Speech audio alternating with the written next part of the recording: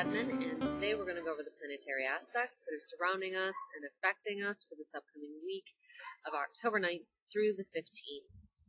And this week we have one of the major events of 2015 that's happening as Jupiter, the planet of luck and expansion, moves into the sign of Scorpio on Tuesday, 10/10. This is one of the big events that I've been talking about for the year, and this is where the major transformations that are coming from the new beginnings that 2017 promises to offer us. This is where those transformations actually start to take root, is this turning point of when Jupiter moves into Scorpio. And in the process of this, it's creating a lot of shifting underfoot. It's creating a lot of energy out there. It's creating a lot of restlessness, I guess you can say, in the system as we lead up to this happening this week. The past week has been full of that energy, and I had, oh boy, let's see here, 8 readings over the weekend, and then another 2 today, and every single one of them had to deal with the energy surrounding this full moon from last week that pushed us to a breaking point, I suppose you could say, in terms of relationships. Now that energy is still carrying through because it's a deciding factor for a lot of us, but it's that last push that really makes it known to us where we need to balance those scales in our relationships. Not only the relationships are, our personal one-on-one relationships in marriage or family or friendships or business partnerships, not only in that area, but it's also that relationship with ourselves. Now, as Jupiter has toured the sign of Libra throughout this year, it started in September of last year, that is that tipping point that pushed us to see where those scales are out of balance. That was that deciding factor that really brought our relationships into the focus this year. You see, Jupiter is a slow-moving planet, and when it moves into a sign, it makes a big impact on all of us, especially at first when it moves into a sign, and at the end when it's ready to leave a sign. Now, as you see, of course, this week is that last week. This past week was that last week where Jupiter was touring that sign of Libra. Libra, of course, being the sign that is focused on relationships.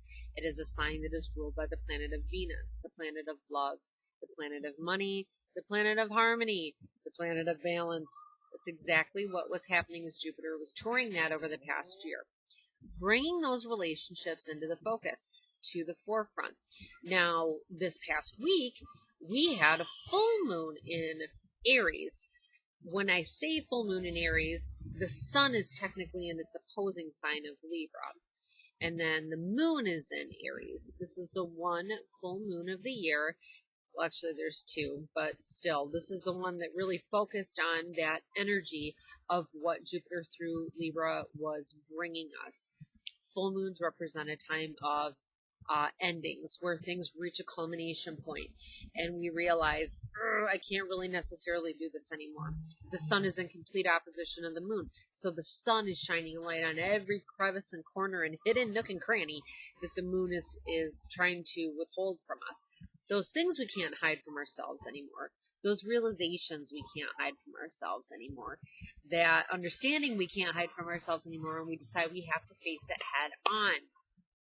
So not only do we have that culmination point of the full moon that's reminding us about all these relationships, but it's also bringing out that Aries aspect in us. Where do I need to start making concrete changes to making these things change? I am the one in charge of my destiny. What do I need to do moving forward to blaze new trails and bring greater happiness, bring me closer to greater independence, greater happiness, greater understanding? That's what that full moon was bringing out of us. So it was bringing out that passion. It was bringing out that anger in some. It was bringing out that restless energy that Aries brings. Aries is ruled by Mars, and Mars is that planet that gets under our skin and wants us to go, go, go, and fight, fight, fight like the warrior, because that is exactly what Mars is. It wants to blaze new trails and get new things done. It rules Aries, so Aries carries that energy as well. It's focused on the self, on what the self wants. that balance got brought into focus last week with this full moon. And what a powerful full moon it was. It wasn't just the culmination of what's been going on for this year or throughout the summer. Let me get out of the sun. It's blinding me here. Not just through that time frame as well, because this year is the year of focusing on all those Libra energies, because Jupiter has been going through balancing those scales for us in these relationships, bringing us to greater happiness through the eclipses that happened in February and again in August. Those things all kind of reached a culmination point as well as we went into this full moon last week. And here it is again. It's reminding us in this last leg today as Jupiter exits that sign of Libra. Where have those scales been unbalanced, and where do you need to get your feet moving forward? Today that really comes into focus because that Libra sun, that scale balancing Libra sun that shines a light on those areas, has aligned with Mercury, the planet of the mind, and what is known as a conjunction today. The mind is on these things. We're looking to that past. We're looking to where those changes need to be made. We're looking through the past year in our relationships, and we're really weighing these things out. Where do I need to make changes? Where do I need to make concessions? Where do I need to focus on what I need? Where do I need to get the heck out of the sun here? Dude, this priest, hold on. Goodness gracious, it's blinding me. I'm like fully illuminated talking about full moon. Holy smokes, man. Well, hello, neighbor's house in the background. That's a good background to have. Me and the neighbor's house. So, that's where we've started this week, right? That's where this energy is going. And we have greater understanding moving forward, I think, is the best part. That's that culmination point. We have an understanding of what we need in our relationships, what we deserve out of them, what we want moving forward, whether that is working and fixing an existing partnership, if that's what Jupiter, that planet of luck, was trying to expand you beyond where you were comfortable or where you were unhappy. That's what Jupiter does. It brings us new opportunities and luck as a result as it moves through. Now, as it's done that work, it's made it very well known to you what needs to be done, whether it's working on an existing thing, starting new, starting fresh, doing the Mars thing and blazing a new trail, doing the Aries thing. One way or another, you know if you need to focus more so on you or if you need to focus more so on the other person. The universe has made it abundantly known which way to go. And the universe is making it known it wants to shine a light on me, apparently, today. We're not getting away from the sunshine. And that's okay. I'm a Leo. I'm ruled by the sun, and I'm down with soaking up some of this Libra energy as well. Because it balances us, right? It wants to make sure that we're all happy and that everybody's got a fair playing ground. So today, that sun that is blinding my eyeballs now has aligned with the planet of the mind, Mercury. This is something that happens a few times a year when they both take on each other's energy, really bringing our thoughts to the forefront. Listen to what this noggin is telling you today, okay? Those repetitive thoughts that are coming through. If you communicate with somebody new today or somebody brings through a message to you today, whether it be metaphysical, spiritual, a message out of the blue, a call from a friend, listen to what they're saying, because there's a little bit of a universal undertone to it that's trying to help you balance those scales as well. Because tomorrow, Jupiter moves into Libra, and it's going to be there until November of next year. Now, as it does that, Jupiter, like I said, it brings luck, it brings expansion, it brings opportunities. It wants us to go and learn all that we can about something. Now, Scorpio, as Jupiter goes through that, Scorpio is a sign that deals with things that are hidden more so, that we don't necessarily want to deal with, okay? It's been 14 years since it's been in Scorpio. So we look back to 2005, 2006, in that time frame. What was going on in your life then? Because those same themes are going to be repeating again this time. Scorpio deals with things that are hidden. Scorpio deals with death. Scorpio deals with our shared resources that we have with our partner, our money, our shared money, our taxes, our debt. It deals with psychological issues. It deals with just psychology in general, focusing on the health of the mind. Metaphysical things where you're starting to get excited and introduced into the world of spirituality back in that time frame. Well, all those things are coming back again this time frame. And it's reminding us of everything that we've learned in that time. Oh, I also forgot too. Scorpio deals with all the taboo subjects that we don't necessarily like talking about. Crisis, trauma, death, sex, those things in life that are that ultimately transform us, that transcend us, that move us past that point where we're stuck and we're stagnated. Now we've realized as Jupiter's moved through Libra over this past year where those scales are unbalanced, where things need to change. Now as it moves into Scorpio, it wants to bring that transformation. Long and short of it, pulling it together, here we are. This is the point in 2017, the year of new beginnings, the year of thinking with the heart over the head, the year of living in our life purpose, starting to make tangible steps, moving forward thanks to those eclipses. Here we go. We're moving into it now where the transformation takes form. We're fully aware of what needs to be done. Now we're ready to make that change. A lot of that change comes from the inside. That's why Scorpio is all about psychology, right? This is a time where you're going to want to learn more about yourself, about your inner workings. You're going to want to learn about your own essence, your own energy, your own sexuality, because that's a divine connection that you share not only with God, that essence that gets us closer to God, it's also what you share with your partner. It's the shared resources that we have with our partner. Maybe it's about getting to the nitty-gritty details about the debt that you two have, the finances that you two have, where your portfolios are invested. One good thing about portfolios and investing, let me tell you, is Jupiter goes through that sign of Scorpio. This is a year where maybe tax laws are going to be changing in the next year, where things actually start to work out better to balance things for all of us. Shared debt that we all may have, right? Those debts that we have. Opportunities that appear out of nowhere. That's what Jupiter does, right? Jupiter sees those walls that get put up in front of us and it punches a window into it so that we have an opportunity where there used to be just a plain old brick wall.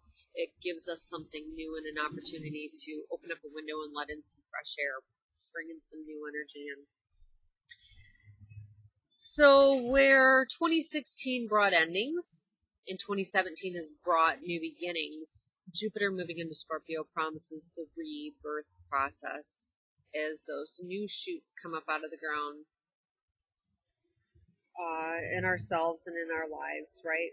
And this is a cycle about taking action, right? As opposed to sitting back and waiting for things to happen. This is where we're active in the rebuilding process, moving forward for ourselves and for our lives.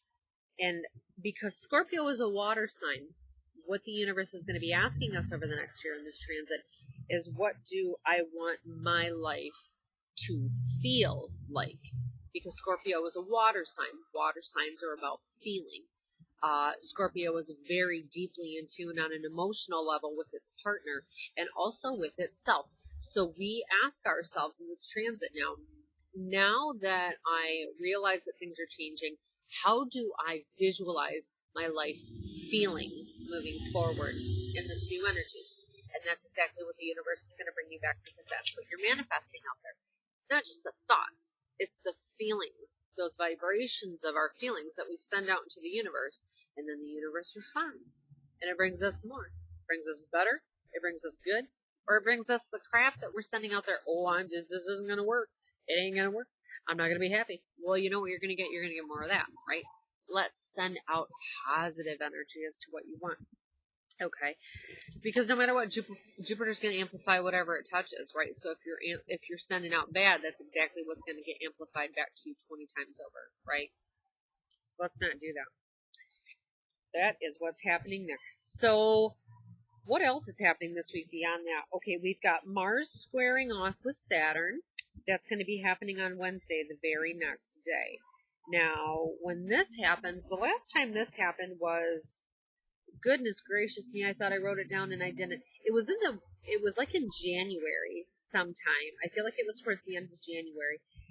And when these two guys square off in the course of the year, it's almost like you feel like you've got one foot on the gas and one foot on the brake. You want to get things done, because that's what Mars does. It's the engine that makes us go, go, go. It wants to get things done, and it wants it done like yesterday. You know what I mean? It's that energy that pushes us and propels us forward to make the change, right? Well, we got that energy behind us, but then we've got good old Saturn, its arch nemesis, on the other side, the one that restricts us. Mars likes to go. Saturn likes to restrict. It likes to hold Mars back because Mars, Aries, can be impulsive. It will jump. It will act. It will leap before it thinks. And Saturn comes in and it says, no, no, no, you. Let's stop and let's think for a minute before you get rocking and rolling. So this is going to be a tough week for our Aries-ruled friends. That's you if you have your sun, your moon, or your ascendant in the sign of Aries, because you're really going to feel a push to get things going right away. Now, Saturn is going to be holding you back, and it's going to be holding the rest of us back too, but our Aries friends are going to be feeling it most. Aries and Capricorn, I'm sorry, because Capricorn rules Saturn, Mars rules Aries.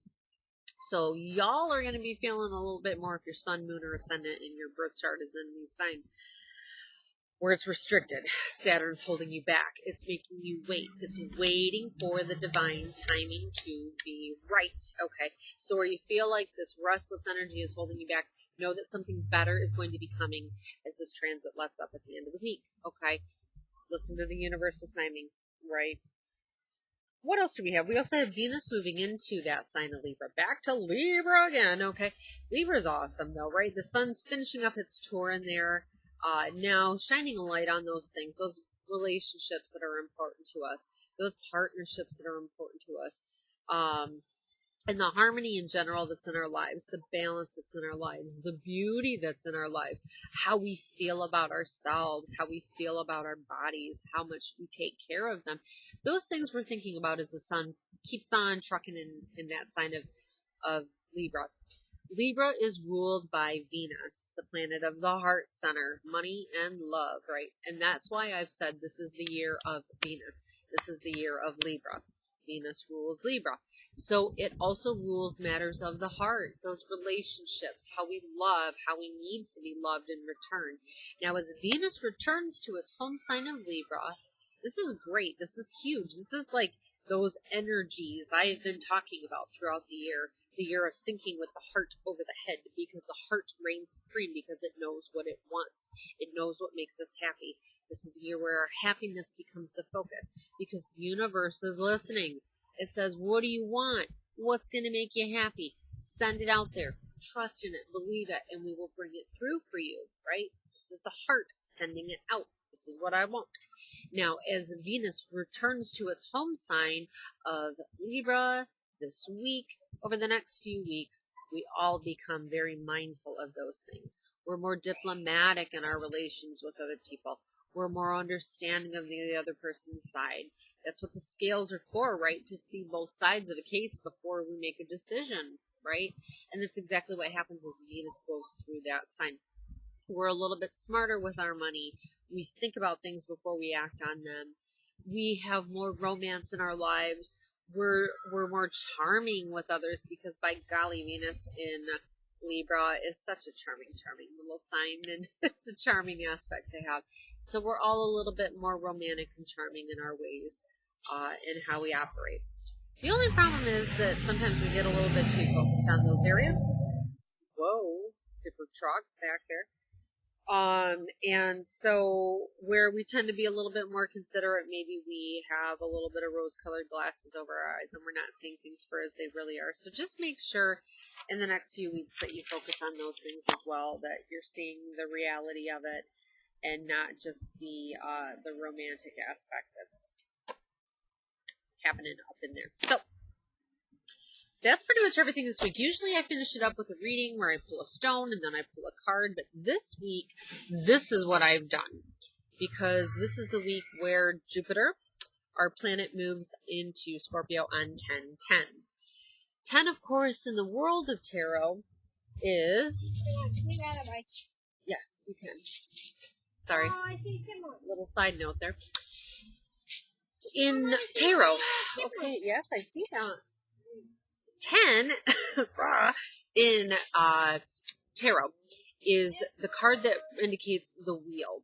The wheel reminds us that no matter what, divine timing is going to happen in the right time, when all the energies and all the gears of that wheel and that clock have aligned for it to be right for us to receive what's coming. The wheel reminds us that all things come in the right time, that good luck and fortune are behind us. And how cool is it that Jupiter is is what astrologically rules this card as well. But that Jupiter is going into Scorpio on 10. 10 is a number that indicates endings that lead to new beginnings. It's exactly where we are this year in 2017. It is a 1 year. It is a year of new beginnings.